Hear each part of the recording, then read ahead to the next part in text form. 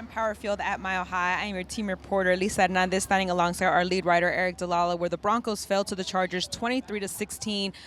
What are your key takeaways when you kind of see the way this game started and the way the Broncos were able to finish? Yeah, I think really a tale of three quarters versus one quarter there at the end. Obviously, the Broncos fell behind early, 20-0 at halftime, 23-0 before they started to climb out of that hole.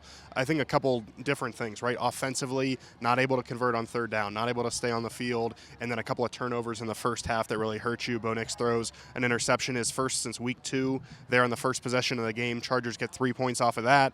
And then later, when it seems like the Broncos have a promising drive going, Javonte Williams loses a fumble. Chargers add more points to the board, a touchdown there, so 10 points off turnovers.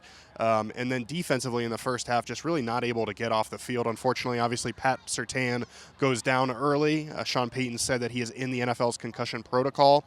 But the Broncos, they gave up scores on all 4 of the Chargers' drives in the first half. They're down 20-0. I believe the Chargers were 8 of 10 on third down in the first half. So they were able to get that turned around in the fourth quarter and were better in the second half defensively in general, but built themselves too big of a hole. Sean Payton said that falls on him to get this offense going. And obviously the team just cannot continue to fall into these holes at home if they want to win a lot of football games. When you go into the locker room, a lot of the guys weren't down in the sense that they said, we know what we have to fix. You kind of go into the second half and you kind of see, Cortland Sutton said it. He said, we gave ourselves a chance to win and we came up short, but that was due to the sins in the first half, and that's something that we can address. When you look at the fight of this team and the way that they were able to battle back, what positivities can you take from that? Yeah, I think that's a good point. This team did battle. Down 23-0, they could have packed it in. They didn't.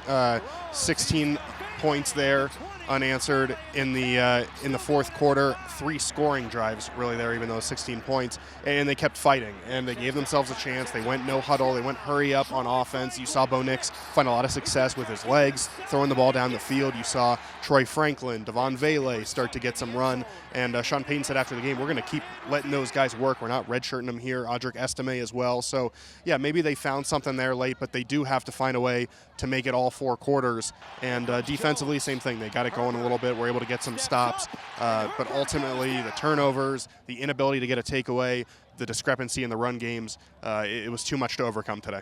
A lot of the guys in the locker room said they had a bad taste in their mouth, but this was the best week to have a short week as they look ahead to New Orleans on Thursday Night Football.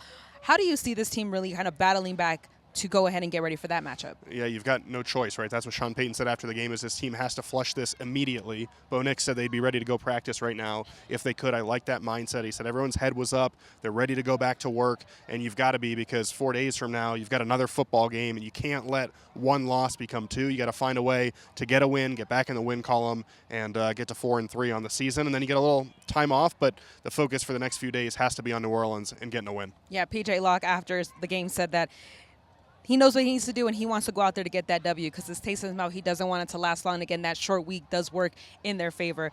Again, I'm your team reporter, Elisa Hernandez. This is your lead writer on DenverBroncos.com, Aric DiLalla. We are here in Power Field at Mile High, where the Broncos fell to the Chargers 23-16.